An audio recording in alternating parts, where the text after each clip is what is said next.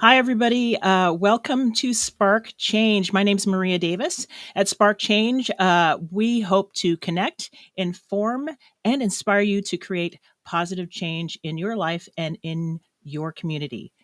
If you're watching this during the live stream, say hello in the chat. And if you have questions, please put those in the chat as well, so we can answer those during the live stream. So, on this broadcast, I would like to introduce to you Reverend Nicole Shaw. Hi, how are you?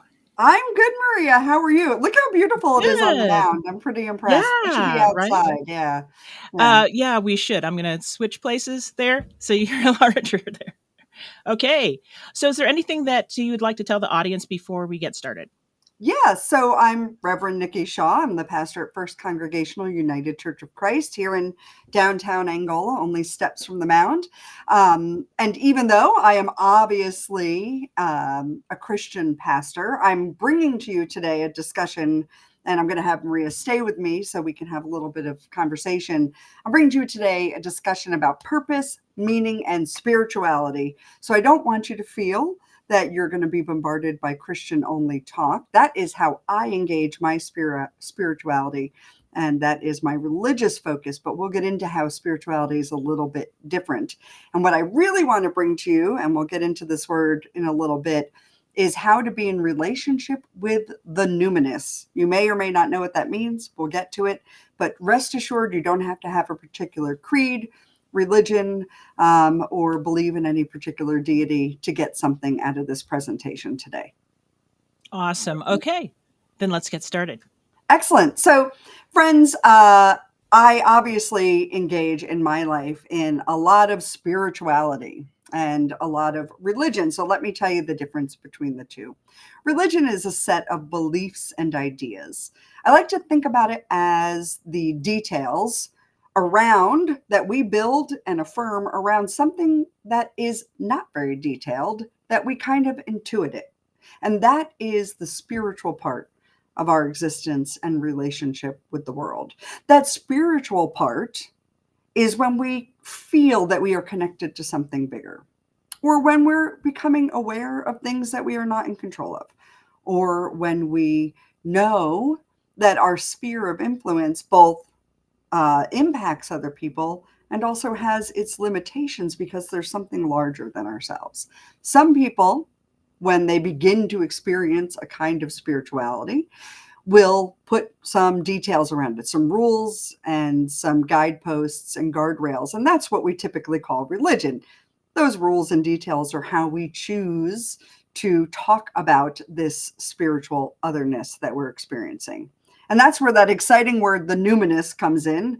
The numinous is typically the idea that you become aware, usually through a spiritual understanding that sometimes takes on religious language, of this other divine presence, right? So, divine presences, that's kind of the realm of religious thought. We experience and feel these things and then try to put words around what it is we're experiencing. That's something that is common in every human culture I can think of, where they begin to talk about the things that they cannot explain or understand. But I'm not even talking about that. I'm talking about just beginning on a journey where you say, I sometimes experience this numinous other, and I don't always know how to name it, but I'm aware that it has an influence on my life. And that awareness of the influence of this holy other thing, all the stuff that is not us, right? But is powerful in the world, that's where our talk begins today. I want to talk about purpose, meaning, and spirituality. Hi, Jeanette, by the way. If you have questions as we go along, hi, John, you can go ahead and add them in the chat. I may speak a bit with Maria here, poor Maria, who I've shoved into a little box, so that you can be part of a discussion which might help you to think about it. So let's talk about purpose, meaning, and spirituality. Purpose is essentially a doing word. What am I here to do? This is a question I think a lot of people have, right? At some point in time, we get to a place in our lives, in our development as human beings, where we go, well, what the heck is all this about? And what am I supposed to do with it, right? Hi, June. So that's purpose. Meaning is why am I motivated to follow this purpose, right? And spirituality, in the case that I want to make today, is how we evaluate our purpose and meaning. The thing that we bump up against in understanding ourselves, understanding what we feel we are called to do and how we're going to do it, and why the doing is important. I want to give you three self terms that can help us understand what we're going to talk about for the rest. So, if you want to write this stuff down, feel free. Let me make a disclaimer that these terms are defined differently in different settings. Psychologists, spiritual directors, social behavioralists, right? They might define these differently. So, I'm going to use definitions that we can use. The first thing I want to talk about are three aspects of self. The first one is self efficacy. Self efficacy, from the psychological point of view, is a belief in your individual ability to get things done. A sense of not self confidence like that's unwarranted, but confidence that you have the skills and ability to achieve tasks, to get things done. You can see how this relates to purpose, right? If purpose is the doing thing, what am I meant to do? Then self efficacy is the internal sense that I have the capacity to do something, right? Obviously, your different self identities that we're going to roll through here can be in really in a healthy place or in a less healthy place. That's okay. That's life. We all go up and down. But self efficacy is the idea that there are things I am capable of doing, and I believe that I can accomplish them. We learn self efficacy by trial and error, right? So when you're a kid learning to walk in your earliest days, you learn that you're able to do it by falling down a lot and then eventually learning to run, right? Self efficacy is something that is a combination of both plumbing our own depths of what we're capable of and test driving them in the real world. So that was self number one, self efficacy. Any questions in the chat? Are we clear about self efficacy? I think it makes sense. Maria, does that make sense to you? Yes, she's shaking her head. Yes. Self efficacy, this idea that we have the capacity to do things. The second self term that I want to talk about today is self image. I want to be clear. So you're all probably, you might be able to put these three selves that I'm about to describe under a blanket term of self esteem. So that's why I want to keep us in the particulars here. Self image is being focused. If self efficacy was doing focused, self image is being focused. Who am I? Who do I think I am? Right? This is an idea that does encompass our physical being too, right? What do I present to the world? But also that internal sense of self. For example, I bet if you were to rest in your own thoughts for a minute, I hope you have a sense of familiarity with yourself. Maybe you've never thought about this before, but let me explain how that works for me. There is a part of me that is very aware that I'm the same person I was at 12 years old.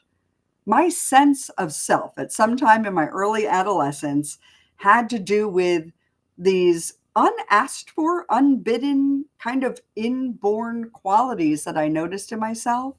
And those became familiar to me over time. We kind of develop ourselves. Maria, I saw you smile. I'm assuming this that you also are a 12-year-old still in your head?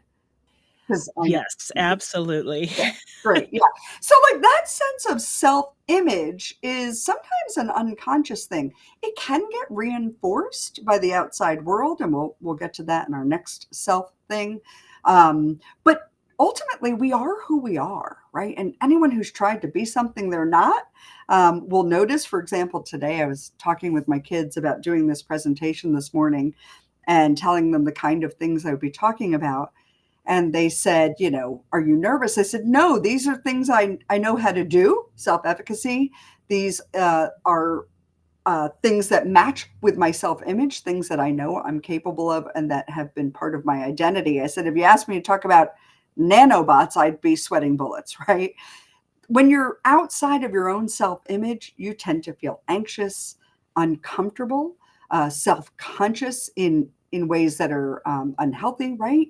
So I don't know, in the chat, again, you're welcome to post, but maybe you can think of the age at which your voice kind of solidified.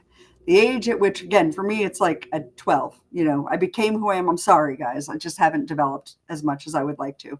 But that person started to assert herself at 12. So that's the second self. We did self efficacy, which is doing focused, self being, or self image rather, which is being focused. It's just who I am as I be and exist in the world. And the third piece of this whole picture is a relationship focused self, which is self worth.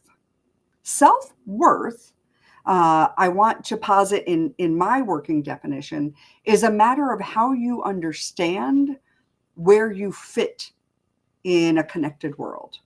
This is the part where spirituality comes in handy for being our best selves, okay? So self worth is not only can I do these things and do I know who I am, but is it affirmed by creation around me? And I'm saying creation because I want to include not just the people we interact with, but the natural world, our pets, and the animals, flowers, gardens.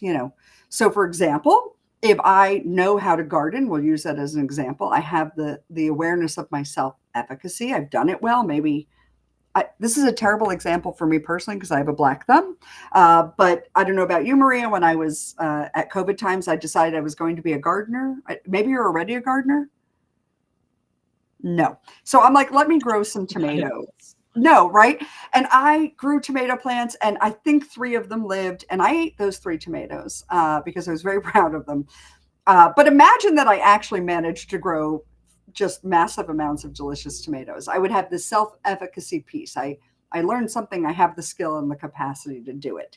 And maybe I just really love gardening. I just love being in nature and watching things grow, something I've understood about myself. So I've got that self image piece. I'm a gardener. Yeah, I really enjoy it out here. I like the feel of the dirt, and I like to see the bees, buzzing and pollinating. And then with the self worth part comes where I produce this garden. I have joy in it. And maybe I bring those tomatoes into my family and they say, wow, these are delicious. You've done a really good job. Tell me more about, your gardening experience. Self-worth is when self-efficacy and self-image are affirmed by the rest of creation. In my gardening example, the garden itself affirmed and gave me a sense of self-worth. I knew how to grow the tomatoes. I grew the tomatoes. Creation itself is witnessing to my ability to have my integrated self and my integrated efficacy affirmed in the fact that I got stinking tomatoes out of it, right? And then, of course, sharing them with my family, let's say, and having them say, these are delicious. I remember when this was just a small plant. Now here we are having it for dinner. So we often call that sometimes self-esteem. I have this sense of myself and it is affirmed by the outside world. Any questions so far? Maria, any questions? Are these 3 pieces of self making sense to you? They are making sense. I do have a question. Yeah. Purpose and meaning. It seems, particularly after COVID, Yes. um, it appears to me that it has come to the forefront, and I don't know if that's what you're seeing. Um, I myself have been affected by it, Yeah. and seeking more, Yeah. even in as I'm older than this generation that's grown up with COVID. Right. But tell me, do you have some insight on that? Yeah. So a really interesting thing about COVID, and to talk about self can't happen in a vacuum, right? COVID gave us 2 things. It gave us chaos and disruption. So ways that we were efficacious, ways that we're able to be in the world, and ways that we're able to be affirmed in the world for our self-worth were disrupted. And we spent some time, the upside of that is looking inward a little bit, because we also noticed maybe the things we're doing in the world weren't giving us a sense of good self-efficacy, self image, and self worth. So in COVID, we started to ask these deeper questions about purpose and meaning, right? So the simple question of what am I supposed to do? And we had time, and we were lucky, and we took it seriously. Um, we had time to say, I'm no longer doing what I could do during COVID. What do I want to do? For some people, that was a beautiful time of development. Folks in the chat, if you are resonating with this stuff, please jump in. If you're new to the chat, please join June, John, and Jeanette in telling us who you are. We would appreciate that. So COVID was a real disruptor, obviously. And if we were lucky, we were able to get into a practice of really looking at ourselves.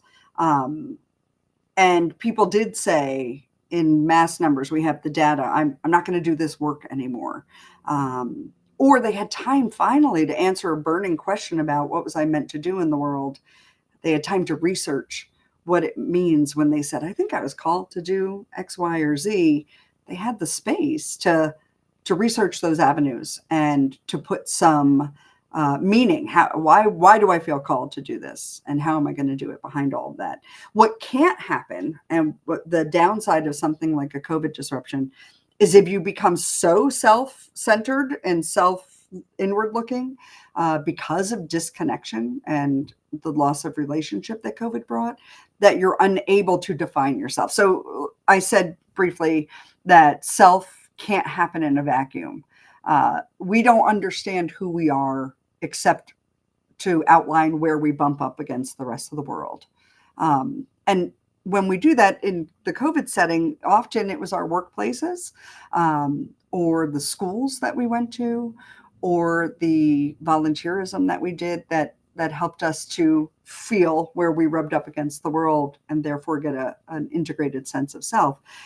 If you were stuck in COVID, like many of us were, without a way to bump up against other people, hopefully you were able to lean on this numinous, right? The holy other, this perceived thing to help you define yourself, right? And that's a piece that I wanted to talk about today. People in COVID or people in any kind of disruptive situation where they feel disjointed from their relationships, they're not bereft of ways to continue to take care of themselves and answer the meaning and purpose question. They can use and practice this sense of looking outward in order to understand their inward selves. So the way that works with purpose is when we only want to meet our most basic needs, right? These are like, you may have heard of Maslow's needs. You know, you have to take care of your body, your food needs, you have to have shelter, safety, sleep, right? When we only do that, and it only becomes ourselves that we're looking at, we can lose any sense of purpose at all. Because those things do not bump up against what the larger needs of the world are.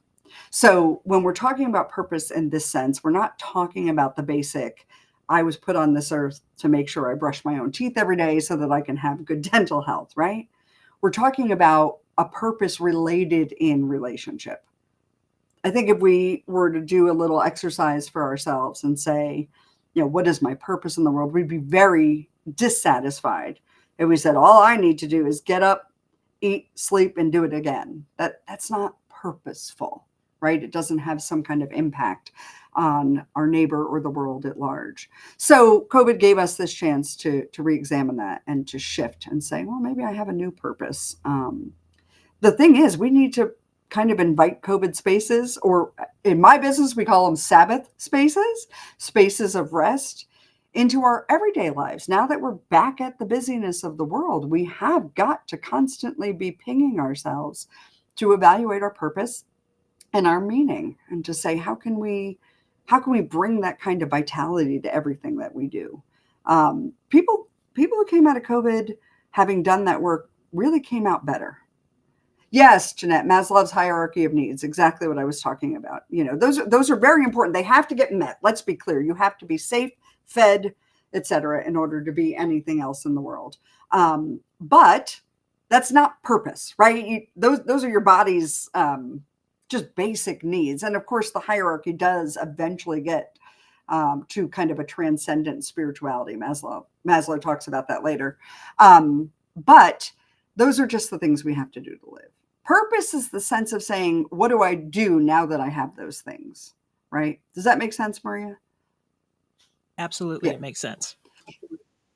Yeah, and so the meaning part comes in here too, right? So once you've got those self pieces and you've been able to identify what you're efficacious at, to identify your true self image and how you're going to bring that self into the world, and to look for relationships that affirm your self-worth, the things you that make you feel good. Self-image is who you are. Self-worth is the stuff that makes you feel valuable, right? And gets affirmed by other people. Once you have that, you can start to ask, why are the things that are coming up and becoming purposeful for me purposeful, right?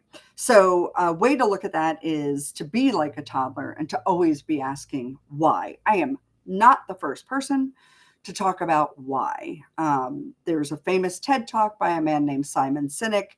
He wrote a whole book about it and other follow on books. It's not exactly a super unique concept, but I find in actual practice, when we become aware of something other than ourselves and we become aware that maybe we need to attend to our purpose in the world, and we want to establish that with a foundation of some kind, right? So for example, I might say I'm a writer. A career I had before I became a pastor and continue to use as a pastor. Being a writer in and of itself isn't my purpose, it's one of my skills. So at some point I had to ask in my career, well, what kind of writing am I going to do, and what will it do for the world? What will it mean? And it might be as simple as, I'm going to write to make money, to take care of my family so that they can explore the things they like. That is a purpose. It might also be, as it was for me, writing is a way for me to make human connection, right? So I had a purpose for my writing. Once I had that purpose, it could define the way I wrote. For example, I wrote a lot of humor. I wrote a lot of stuff for parenting and for relationship with children. And the purpose of my writing was to reveal things that I was experiencing, put them out there and see if they were universal or not, right? To get into conversations with other people. My purpose was to create dialogue and connection. That was the purpose for my writing. But then if I want to continue to pursue that purpose, I had to build it on a platform of some kind, meaning. So knowing that was my purpose is great. It became important to become a toddler and to ask myself over and over again, why? Why are you doing that? Why are you doing that? Here's an example of how that works. I might get a job as a writer doing gig work, right? And I might be able to do it. They might say, here's the job. We're going to pay you this much. We want you to write about vacuum cleaners. And I would say, okay, why? Why would I take this gig? It isn't enough to say, we're going to pay you, let's say, $1,000 instead of 50, if they want me to write about the history of vacuum cleaners, for example, because I'm not interested in it. It's not part of my self-image. I don't have the skills for it, not part of my self-efficacy. I don't need it to feel good about myself. It's not something that makes me feel good, deep knowledge of vacuum cleaners, and it doesn't serve my purpose. I don't relate with people who are interested in vacuum cleaner knowledge. I couldn't find a way for it to fit into my purpose. And then when I ask, and what would the meaning of it be? Would it be meaningful to me? Would it help to feed the purpose, to continue to elevate my self-image, my self-worth, and my self-efficacy? The answer would have been no, it doesn't. This is a meaningless exercise for me to write about vacuum cleaners. That doesn't mean that somebody else couldn't say, actually, I really love how things are put together, right? So in my example, all of us here can probably say, yeah, nobody's that excited about vacuum cleaners. But if you're really interested in engineering or technology and how it opens up your mind and makes you think about the way we use machines, I can see some real meaning to that, a real why that gets answered. Why do I want to write about vacuum cleaners?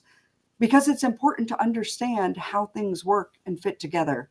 Because when I understand how things work and fit together, I might come up with ideas for how other things work and fit together. It could be just because you like cleanliness and you know that.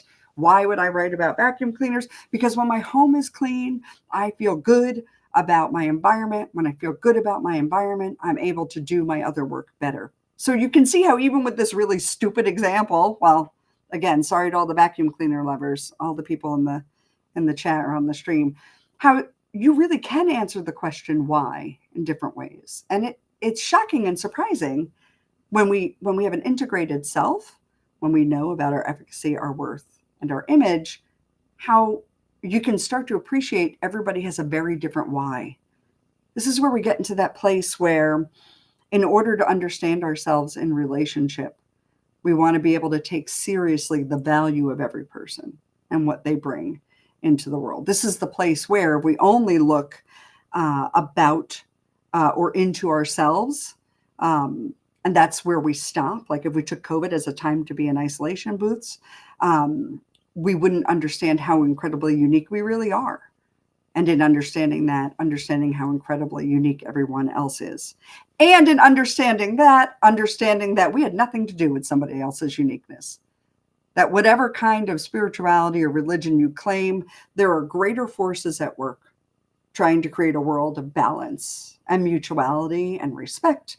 So that means having an innate sense of curiosity. You have to be able to be curious not only about the rest of the world, but about yourself. What does that mean? Being curious about yourself in order to be curious about the rest of the world. I bet everybody here in this chat has certain things they just don't like. This is the experience of disgust. Maria, do you have anything that just disgusts you that you're like, that's gross, I don't like it? Wow. Food maybe, or a texture. Like I don't like touching chalk. It like all the hair on my arms raises. It gives me chills down my back. I'm disgusted by the feeling of chalk. Well, yeah. Well, fingernails on a chalkboard is really like awful for me. Yeah. There you go. Speaking of chalkboards. Yeah. Yeah. Yes. And some people are texture people when it comes to food. Like they're like, I appreciate that you like it, but I'm disgusted by it. Have you ever asked yourself why? Yes, and I don't know if it's the frequency of the sound, the squeak combined with this drag. Yeah, there's something really kind of weird about it for me. And sometimes Yeah. chalk does that. If you have this really weird chalk and it just does that, and it's just I don't know. My children, when they would play with sidewalk chalk, I would say, you have to pick it up. I can't pick it up. I could buy it in the package and I can give it to you, but I can't touch it and I can't color with you, but I'll watch. Yeah. So, for example, that these feelings of disgust is often a knee jerk feeling. We don't decide often what we're going to be disgusted by. We can get into a deeper conversation about cultural disgust, but that's not what we're talking about. I'm talking about knee jerk kind of gut reaction disgust. It's the same thing with awe, right? We can see something that is amazing to us. And we normally, if that happens, we'll say things like, look at that to other people. And they may not have the same awesome reaction that we're having. A really good example of that a lot of people react to is double rainbows. When there's a double rainbow around, everybody's taking a picture with their phone. Everybody's posting on social media. Everybody's talking about it.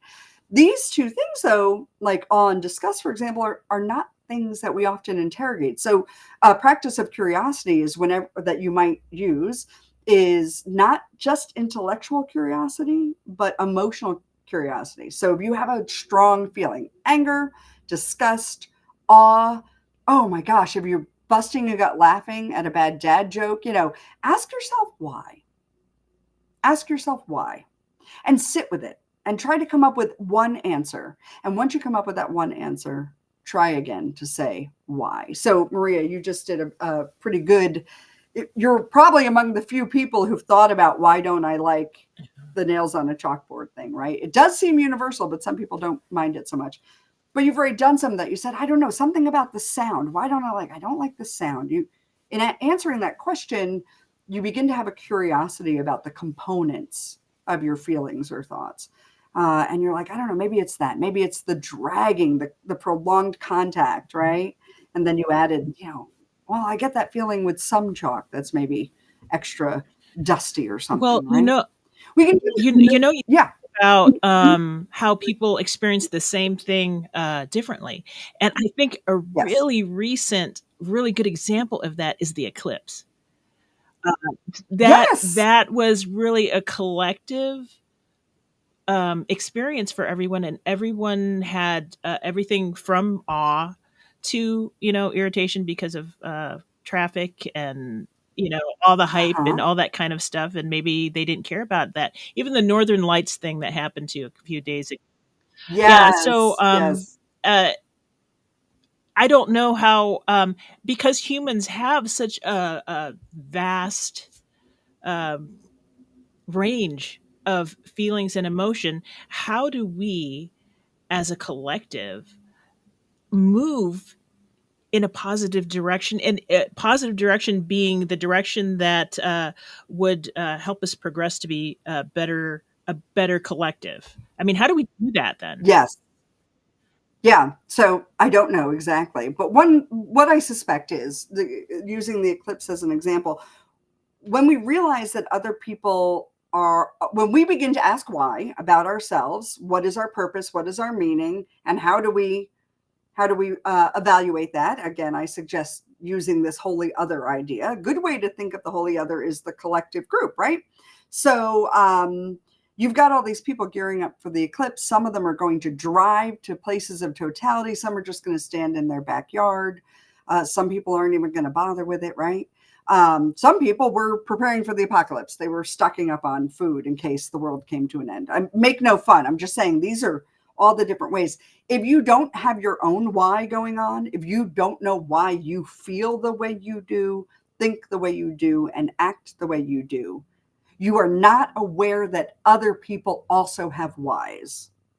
You are not aware that they don't have to all want to see the eclipse just because you're driving down to, let's say, Bloomington to see the totality or something, right? You become aware that people can have different purposes, different ways that they are organizing their interests in the world. And when you realize that they're just different, you can start to evaluate whether or not they have to be in opposition to you. So, for example, people who went to go see the eclipse in the totality, I did not. I stayed in Fort Wayne, where I live, and just saw it from my home. Right, uh, those weren't at cross purposes. It didn't hurt me. It didn't take away from my purpose or meaning or needs for other people to go and experience the eclipse. People who might have been stocking up because they were truly afraid from some beliefs that they may have that the world was ending. That didn't take away from my experience, perception, why, purpose, and meaning related to the eclipse. So when we begin to understand how much otherness there is in the world, and we can see it in its diversity, we can begin to have more space um, for evaluating when our purposes are at cross purposes. Okay, so there are times where they're going to be, right? And if we have done this work of these three self work kind of things, understanding ourselves better, naming a purpose, understanding the meaning behind our purpose, and evaluating it against the rest of creation, we can start to say when it's important. And for me, one of the litmus is does it affect the material safety of other people, the material needs of other people? So in that regard, using the eclipse, someone may feel that they absolutely have to have the best spot of the eclipse because they missed the last one and maybe they only have 2 weeks to live. And if they don't get to the best area for viewing, um, they're they're not going to be able to experience this bucket list item in their life, right? That doesn't give them the right, however, to run people over with their cars just because their need is seems more urgent, right? In order to get to a better place, mow people down, knock people out of the way, take away their seats. We have to be able to understand our whys and why we're doing it, and be able then to articulate all the different ways that we might accomplish our purpose and meaning in the world. That's what I don't think we do enough of. I think we do a lot of looking at an end goal and thinking that the one way to that goal is the only way that we can get what we need, respond to our own whys and purpose. I talk about this a lot as needs and wants. You may be very, very hungry and you may want a steak dinner, But if somebody hands you a peanut butter and jelly sandwich, you're going to eat it because it meets your need to not be hungry. I don't think we do enough of that. I think we mistake our wants for our needs a lot. And I think we do that because we aren't asking ourselves why. What do I really need? What do I really want? Do my needs negatively impact the needs of other people? That's one of the problems. And when we live in an environment and a culture of scarcity, like get yours because there's not enough to go around, we're a lot less likely to look at our whys and our needs and come up with creative ways to help each other. And that's that curiosity piece again. You have to first be curious about yourself. You have this gift of self, and you think you know it, but you don't. There's so many things going on that you're not in charge of. And asking why and how are really important questions for developing just a habit of curiosity. And once you realize what is true for you, I really do like oysters. I don't actually, I can't. That's another texture thing. I can't swallow. I like the flavor. They're fine, but I can't do the swallowing of the oysters. But I can accept that other people really like them. I take the evidence of the existence of lots of oyster bars and go, people like this slimy shellfish. I guess it's a thing, you know? And I can also not like it and be okay with it. Is that helpful to answer that question? Chat, folks, anyone questions or something you want to add about curiosity and or an experience of knowing yourself that helped you to be more curious about other people? No, they're not. You don't have to talk because that's why I have Maria. We can chat. What you're talking when you're talking about people uh, fulfilling their own needs in pursuit of what they want, that's kind of Machiavellian. All means an end. Mm, So yeah. as far as the collective goes, um, how do those people fit in there then? I mean, because that we are together and being understanding of those types of people, whether you have Machiavellian intents or if you are incredibly helpful and giving. I mean, they are Mhm. almost polar in that way. Uh, how do those people work together? Yeah, and so I'm going to sound like a broken record, but the self-work matters. So someone who only wants to achieve their own ends and someone who only wants to pour out and help other people, if they're not capable of asking themselves why they want to do those things, both can be unhealthy or healthy, right? So a person, I'm a giver. I'm someone who likes to always. I see your question, Jeanette, and I'll incorporate that. Um, but I always want to help, but sometimes my help is not actually needed or wanted. And when I push my help on people anyway, that's not healthy. That's not me being better than someone who says, for example, in a very healthy way, I am in deep need. I can't give of myself to others right now. I've got to take care of myself and get my needs met so that I can begin to interact with the rest of the world in a healthy way. How do we bring each other together? We need to accept people's experiences as part of reality, right? So we get focused on truth a lot. And I think, again, the spiritual piece helps. Being aware of something other is being aware of something happening in reality, right?